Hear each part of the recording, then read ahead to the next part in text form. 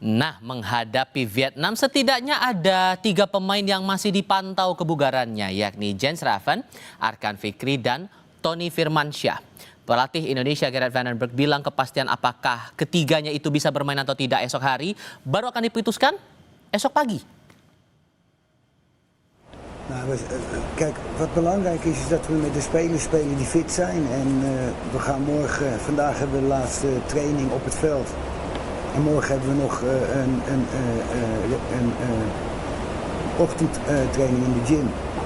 En dan zullen we wel weten wie er wel en niet spelen. En ik denk dat ik blij ben met de selectie en ik hoop dat iedereen fit is.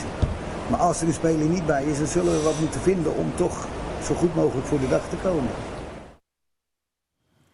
Penggawa Timnas U23 mengusung misi balas dendam atas kekalahan dari Vietnam di final AFF 2023.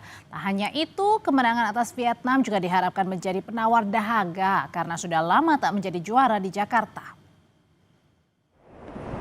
Kalau untuk itu sih kita sebagai pemain jadi motivasi sih Mas. Kayak udah lama nggak juara di sini dan pastinya dengan kekuatan baru, dengan strategi baru. Kegagalan yang udah lama terjadi itu pasti jadi motivasi kita buat bikin berhasil jadi juara di sini untuk tahun sekarang.